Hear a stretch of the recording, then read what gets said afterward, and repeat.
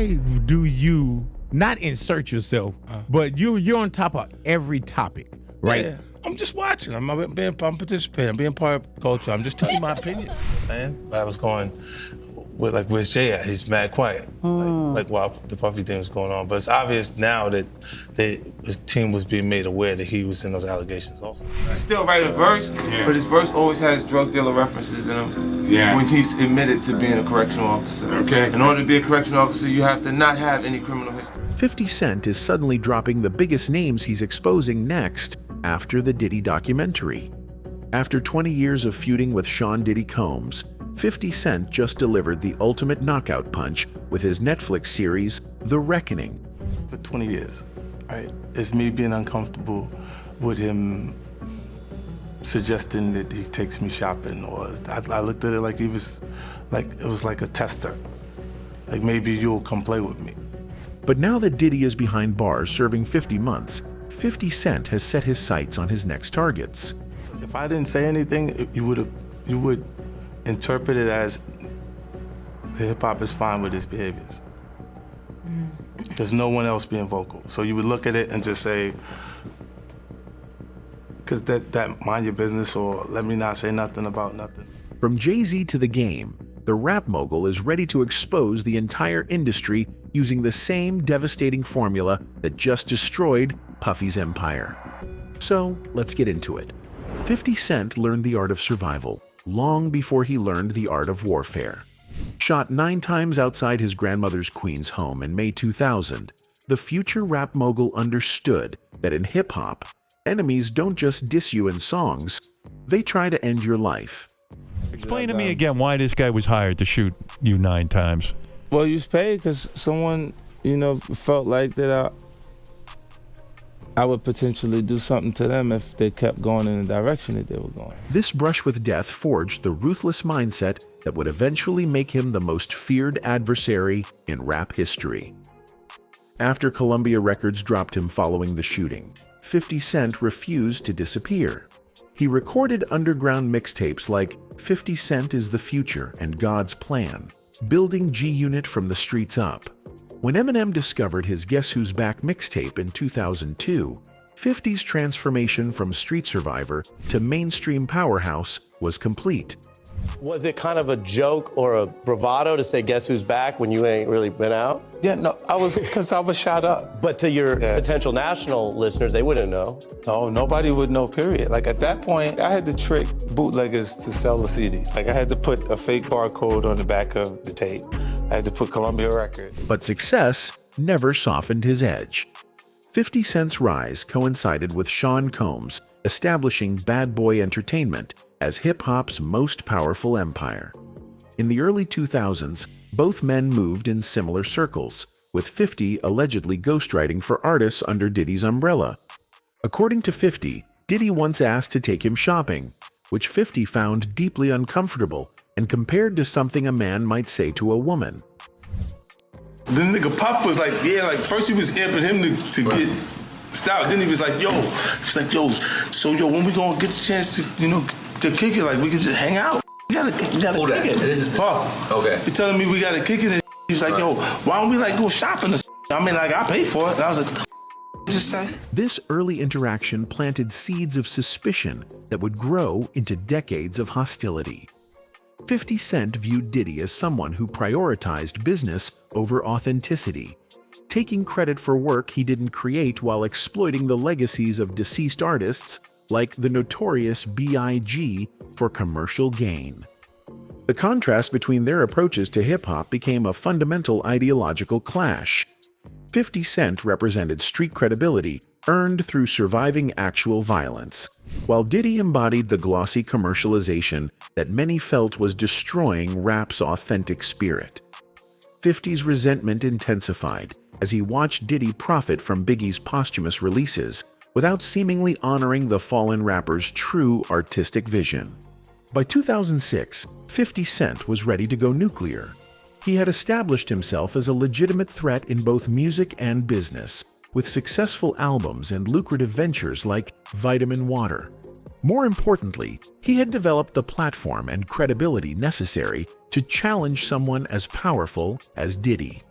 The stage was set for a war that would span 2 decades, involve multiple diss tracks, social media campaigns, and ultimately culminate in a documentary that would expose secrets the hip-hop industry had kept buried.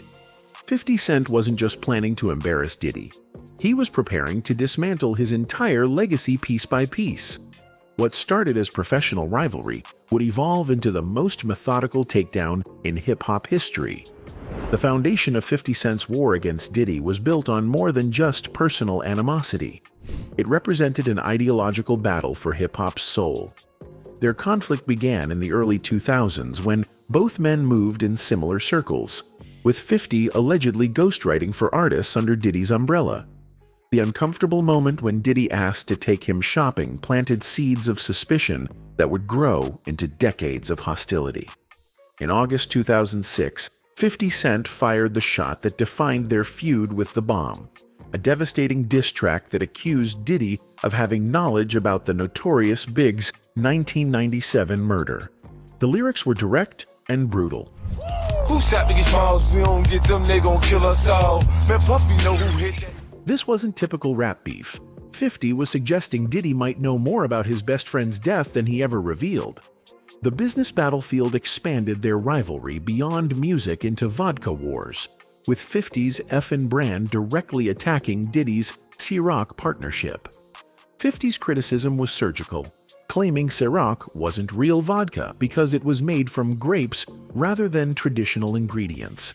But the real target was Diddy's credibility as an authentic hip-hop figure versus someone who simply wrote checks. Social media became 50's most effective weapon. When Cassie Ventura filed her explosive lawsuit against Diddy in November 2023, 50 immediately pounced with perfectly timed posts. After federal raids uncovered over 1,000 bottles of lubricant at Diddy's properties, 50 turned tragedy into comedy gold, posting photos with Drew Barrymore captioned, "I don't have 1,000 bottles of lube at the house." The culmination came with Sean Combs, The Reckoning, 50's Netflix documentary that became a cultural phenomenon. Featuring never-before-seen footage of Diddy panicking in his hotel room 6 days before arrest, the 4-part series destroyed Diddy's carefully constructed image.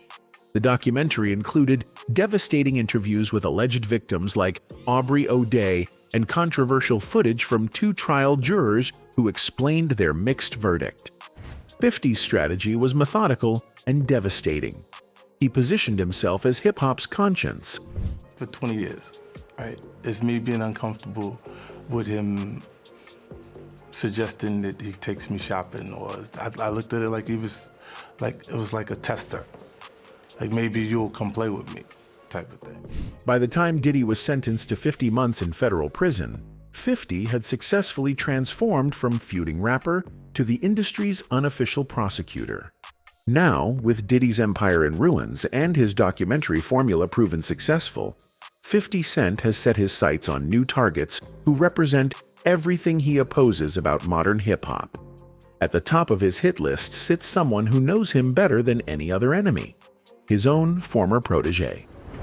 The Game and 50 Cent's relationship began as a mentor-student dynamic that seemed destined for greatness, only to explode into one of hip-hop's most vicious feuds that has simmered for nearly 2 decades.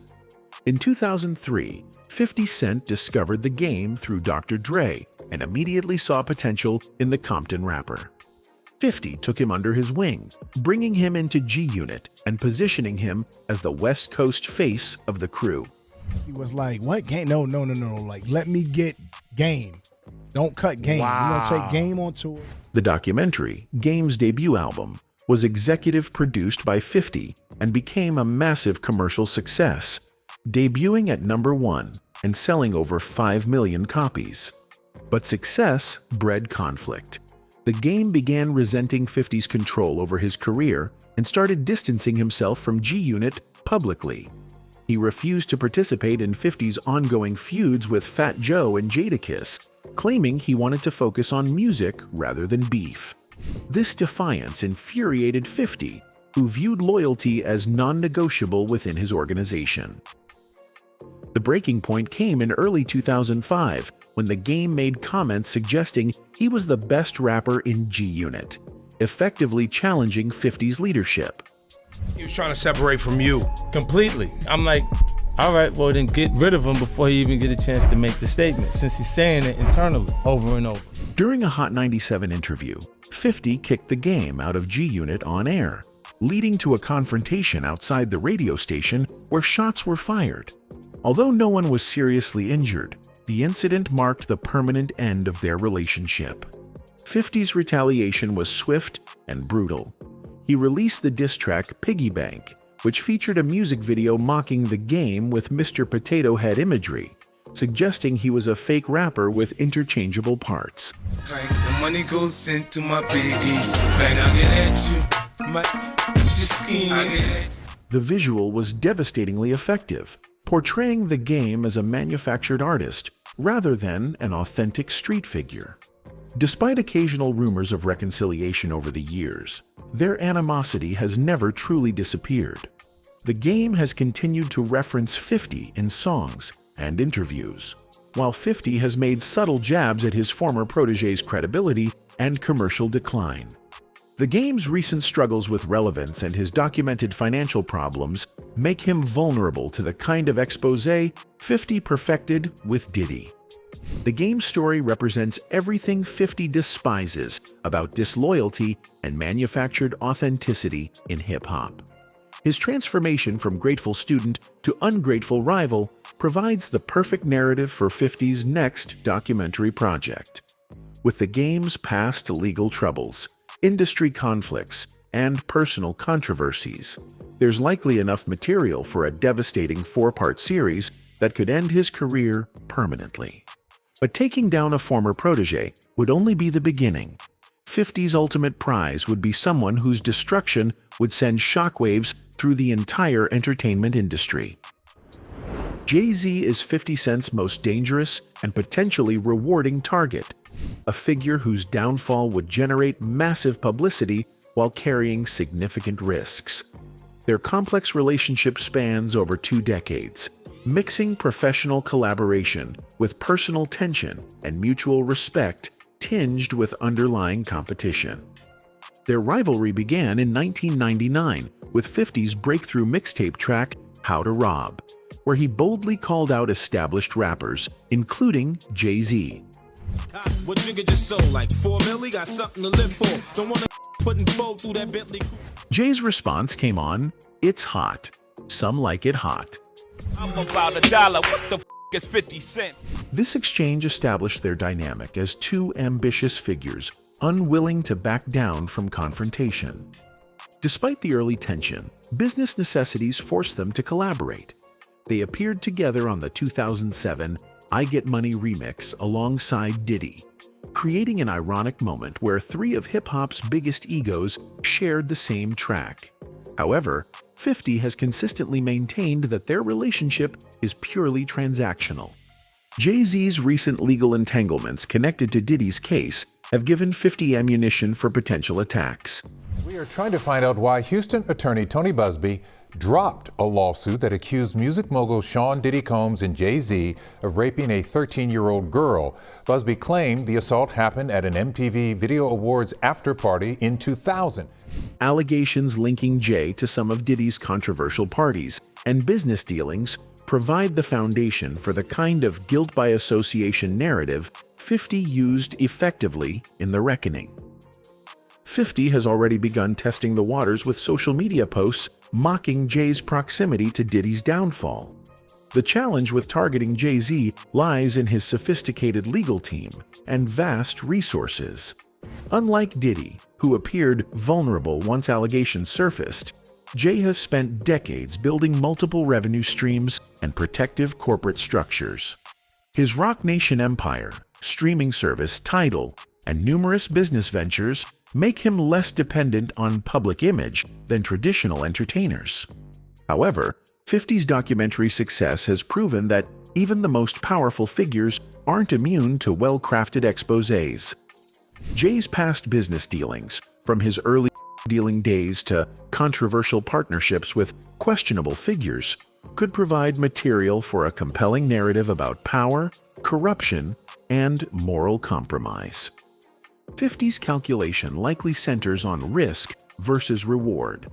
Taking down Jay-Z would establish him as the undisputed authority in hip-hop accountability, capable of challenging even the genre's most successful figure. But failure could result in a costly legal battle, an industry backlash that might damage 50's newfound credibility as a documentary filmmaker. The decision to target Jay-Z would represent 50's boldest move yet, transforming him from hip-hop prosecutor to its ultimate judge and jury. However, if he decides the risk is too great, there are safer targets available. Enemies who lack Jay's resources but still carry enough name recognition to satisfy 50's appetite for revenge. Fat Joe's position on 50 Cent's potential hit list stems from a beef that began over 2 decades ago and has never been properly resolved. Their conflict represents one of hip-hop's most enduring grudges, built on loyalty disputes, territorial pride, and personal disrespect that could easily be revived for documentary destruction. The feud originated in the early 2000s when Fat Joe aligned himself with Ja Rule during 50's legendary war against Murder Inc. This partnership wasn't just professional. It was a direct challenge to 50's credibility and street reputation. Fat Joe appeared on Ja Rule tracks that specifically targeted 50, making him a legitimate enemy rather than just a bystander in someone else's conflict. The problem with some rappers, some rappers think they war ready and they beef ready till they step into the beef, and then they get somebody coming at them crazy. You know what I'm saying? Do you know what it's like to have beef with 50 Cent? The animosity escalated at the 2005 MTV Video Music Awards when Fat Joe made comments about feeling safe despite G-Unit's presence, a thinly veiled challenge that infuriated 50. His response was immediate and personal, calling Fat Joe derogatory names in interviews while questioning his relevance and authenticity.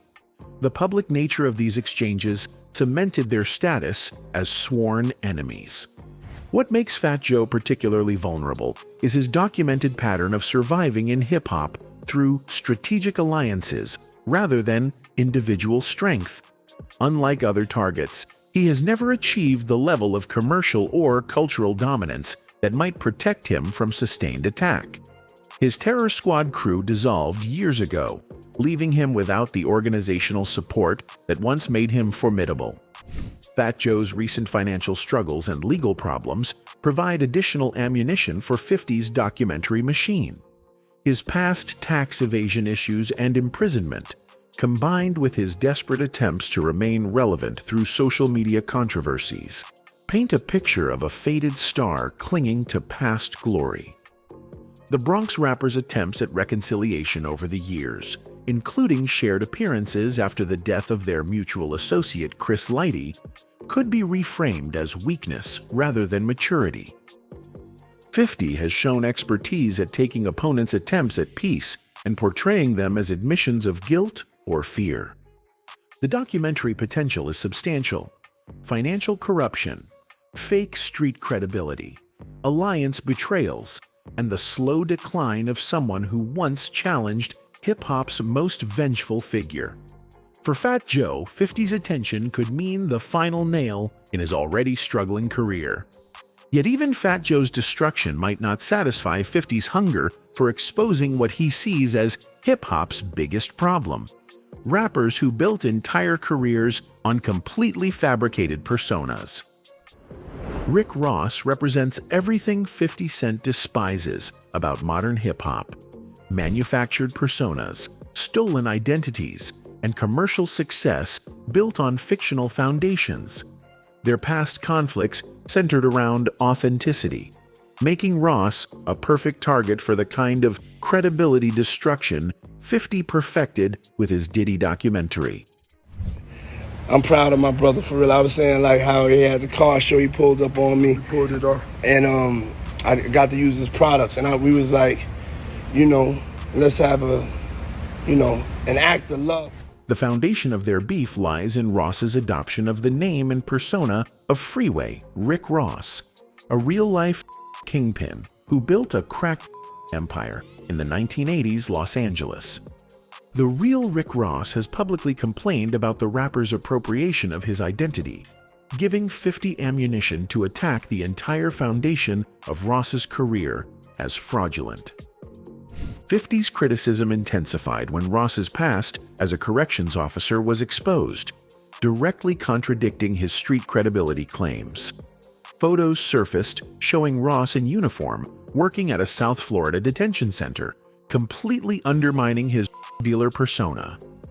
50 seized on this revelation, consistently mocking Ross as a corrections officer who built his career on lies about criminal activity he never experienced. You can still write a verse, but his verse always has drug dealer references in him, when he's admitted to being a correctional officer. In order to be a correctional officer, you have to not have any criminal history.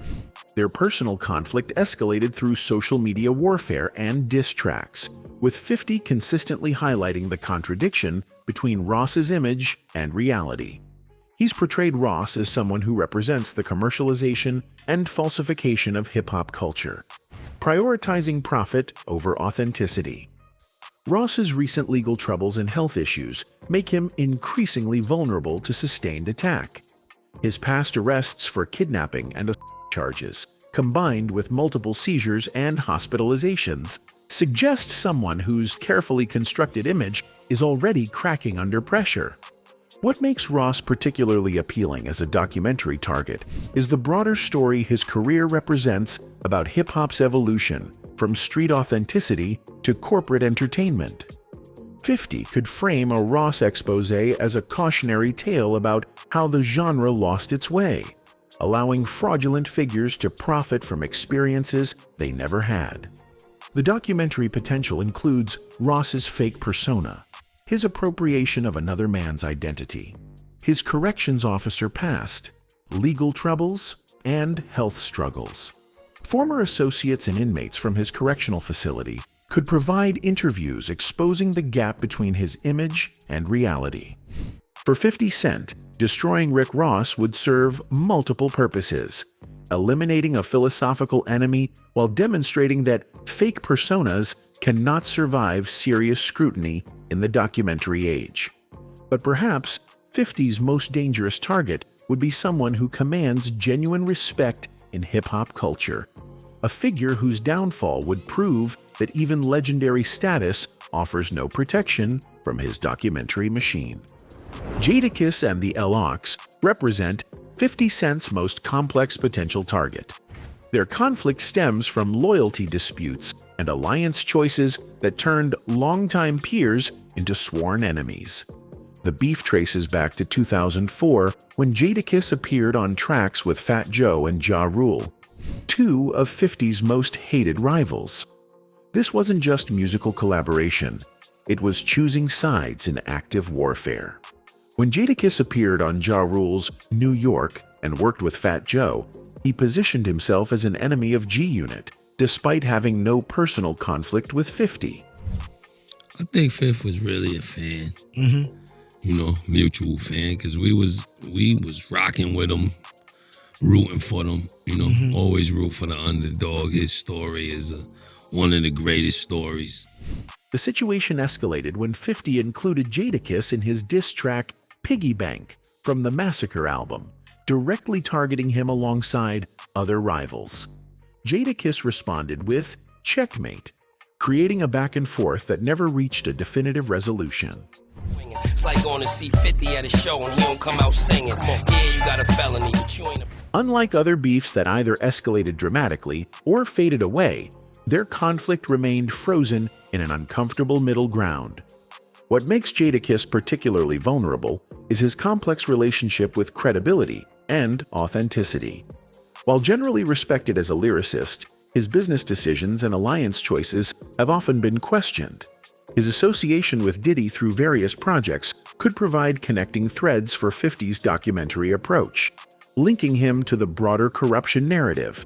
The timing for targeting the LOX could be strategic, as the group has experienced renewed attention through Versus battles and nostalgic hip-hop content. Their current visibility makes them relevant targets, while their decades in the industry provide substantial material for investigation. For 50 Cent, taking on respected figures like the LOX would demonstrate that no one is beyond accountability, regardless of their reputation or legacy. It would establish him as someone willing to challenge hip-hop's sacred cows in pursuit of his vision of industry justice.